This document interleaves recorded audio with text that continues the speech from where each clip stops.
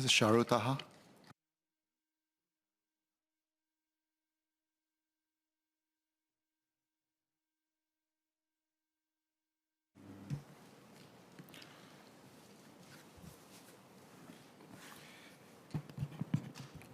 Mr. Speaker, sir, by 2030, 1 in 4 Singapore residents will be above the age of 65 years old, up from 1 in 6 today. Statistically, the elderly are more likely to fall sick or suffer from disabilities. Age aside, there is a prevalence of chronic diseases amongst our population. 32% of our population has hypertension and 37% has hyperlipidemia. If left untreated, high blood pressure and high cholesterol will lead to significant health problems. Shifting our approach from reactively caring for those who are sick to proactively preventing individuals from falling ill is an applaudable move by the ministry. It is understandable that we first focus on onboarding the elderly with regular checkups and promoting healthy lifestyle choices. However, we must not forget the other age segments of our population and address lifestyle habits that are also of growing concern. In the March sitting last year, I asked the Minister of Education on the number of vaping cases that has been reported in schools since a ban on e-vape prices in 2018. I also asked how can we educate our youth on the dangers of using electronic vaporizers and what action can be taken against those who supply such items to our school-going children. Unfortunately, there is no specific data point for vaping among students, and the ministry replied that it will continue to monitor the trend. Though we do not have specific data on hand, conversations and anecdotal sharing all point towards a worrying rising trend on the use of these illegal electronic vaporizers with our school-going youth and young adults. One of our Pasir Ris Punggol resident volunteer shared that it is prevalently used by schoolmates in polytechnic, and it's not uncommon to hear cases of students in secondary school possessing the illegal vapes. Vaping is not harmless.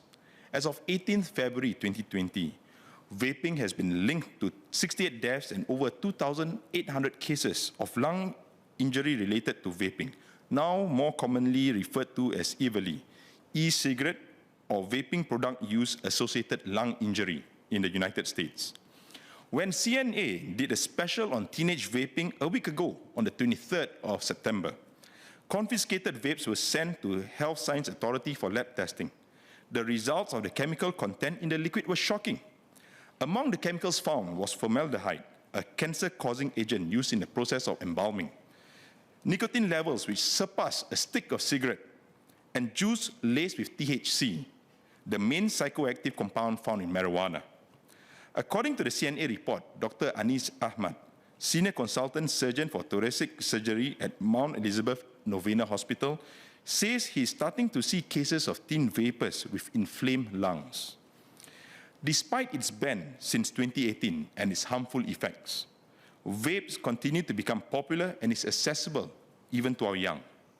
According to the report, one of the teenagers, Kelly, who started vaping at 16 years old, explained to the interviewer that it was simply much easier for her to get hold of a vape than to buy cigarettes from a shop as she is underage. Anecdotal conversations with youths disturbingly surface the ease in which they can obtain vaping instruments online or through Instagram chat rooms, with the product delivered within an hour to a day upon order. Mr. Speaker, sir, this lifestyle habit of vaping, especially amongst our youth and young adults, is a worrying trend. Although it is illegal, our youth still have access to it. While Healthier SG focuses on inculcating proactive preventative care and healthy lifestyle choices for our elderly, and rightly so, we should not turn a blind eye to other emerging worrying trends too. We must do more to educate our youth on the dangers of vaping and prevent and enforce the illegal sale of vapes, especially to our school children. With the ease of purchasing vaporizers, the anecdotal evidence suggests that our youth are exposed to this unhealthy lifestyle habit at a young age, which may be detrimental to our vision of long and healthy lives for Singaporeans as the motion exerts. There may also be other unhealthy lifestyle habits that we need to be aware of, and strong partnerships among stakeholders in the community can help to promote lifestyle healthy lifestyle habits and choices instead. This brings me to the second point on building strong partnerships within the community. In the white paper, the NHG, NUHS, and SHS will step up as regional health managers to look after the health of approximately 1.5 million residents in their respective sectors each, and work with family doctors and other partners to reach out to as many residents as possible. Funding model will shift from a workload-based model to a capitation-based model, where clusters receive a predetermined fee for every resident assigned to them on geographical boundaries. How do we ensure the clusters reach out to its residents effectively? Being able to reach out to residents should just be one of the metrics for healthcare clusters to consider. What other metrics will be given to healthcare clusters to ensure that they are successful at engaging the residents and able to drive significant changes to reshape health and lifestyle choices amongst the residents? In the white paper, while we have explained the role that residents, family doctors, and community partners such as Active SG and PA can play, one community partner that is significantly missing are employers. Getting the involvement of an employer is very important, considering we spend a significant part of our day working. Other than employers encouraging their company panel doctors to participate in the Healthier SG enrollment program, how can employers also be incentivized and recognized for participating in the Healthier SG program? Is there scope for employers to be incentivized to provide healthier meals at the workplace, for example, or even provide healthier lifestyle options, such as weekly hour time off for exercise breaks? One of the best ways to incentivize and encourage healthy lifestyle habits is to have family members supporting each other. Dieting, exercising, and visiting the doctor can be a lonely and challenging task for many individuals, especially when it is done alone. Different family members may also be at different stages of the health transformation journey, and at times may accidentally do things that may not exactly help one another. I'm sure many of us here have tried to be on diet and have had a good day of controlling food intake, but that achievement is short-lived the moment a family member invites you to have a late-night supper or offers you the delicious plate of nasi lemak, nasi rawon, or char kway teow, which you simply can't refuse. At the heart of Healthier SG is the relationship between the family doctor, patient, and the health plan. How can Healthier SG adopt a family-oriented model and place family support at the core of motivating individuals? Can the ministry consider allowing or encouraging family involvement in reviewing and following a prescribed health plan? Can we also look at ways in which we can increase family engagement as part of Healthier SG? Perhaps find a way to introduce gamification where families score points when they take part in the activity together. With enrollment starting for those aged 60 and above in the second half of 2023, will Healthier SG be rolled out for the rest of the population?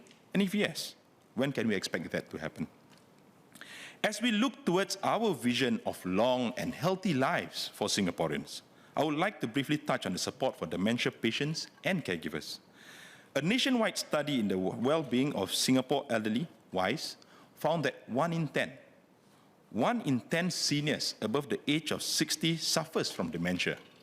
Today, 60,000 people above age 60 years and above live with dementia. By 2030, it is projected that 90,000 residents will be living with dementia in Singapore. That is a 50% increase. In a recent visit to Apex Harmony Lodge in Pasir Ris, a home specializing in dementia care, I was thoroughly impressed by the level of care for our dementia patients in the home. The home, led by Chairman Mr. Gan Boon Jin and CEO Ms. So Mi Chu, has invested in upskilling its staff and introducing new technologies to provide the best care for their patients.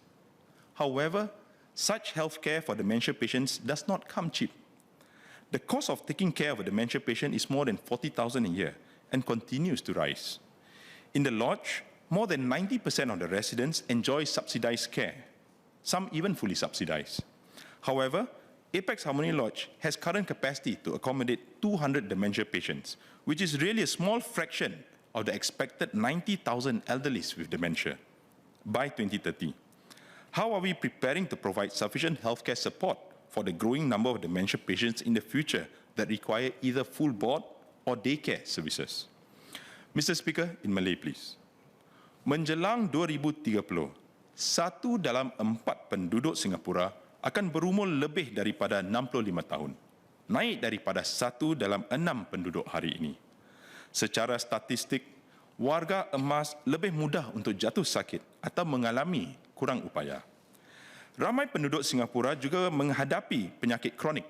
Misalnya, 32% daripada penduduk Singapura menghidapi tekanan darah tinggi, manakala 37% menghidapi penyakit hyperlipidemia. Jika penyakit itu tidak dirawat lebih awal lagi, ia boleh menyebabkan komplikasi kesihatan yang serius. Sebagai sebuah masyarakat, kita harus memberikan lebih banyak tumpuan kepada pencegahan dan mengatasi isu-isu kesihatan dan isu-isu pilihan gaya hidup sebelum ia terlambat. Justru, kita sememangnya harus memberi tumpuan kepada warga emas dengan menggalakkan mereka untuk menjaga pemakanan seperti mengurangkan pengambilan garam dan gula, melakukan senaman dan juga untuk berhenti merokok. Walau bagaimanapun, sambil kita memberikan tumpuan kepada warga emas, ini tidak bermakna kita membiarkan tren-tren lain yang merisaukan untuk berleluasa di kalangan belia kita. Kita sering dengar tentang betapa mudahnya untuk mendapat rokok elektronik yang juga dikenali sebagai vape, dan ada kalangan belia-belia kita yang terlibat dalam tabiat yang kurang sihat ini. Kita harus melakukan lebih banyak lagi untuk mendidik belia kita akan keburukan vape dan membantras penjualan haram vape, apalagi bila penjualan itu kepada belia-belia kita. Membina sebuah Singapura yang lebih sihat akan memerlukan penglibatan semua pihak, terutama sekali keluarga yang patut dijadikan tunggak utama untuk memastikan rakyat Singapura membuat pilihan kesihatan dan kehidupan yang terbaik. Saya ingin mencadangkan supaya Healthier SG dilancarkan dengan model berorientasikan keluarga dan juga meletakkan sokongan keluarga sebagai teras motivasi individu. Lebih banyak lagi boleh dilakukan untuk menggalak dan menyokong mereka yang ingin menggalak ahli keluarga mereka untuk menjaga kesihatan mereka. Rakan kongsi masyarakat akan terus memberikan sokongan, dan dengan itu kita semua boleh menjadikan masyarakat kita lebih sihat, bahagia dan berjaya. Mr. Speaker, sir, notwithstanding the points and clarification above, I support the motion. Thank you.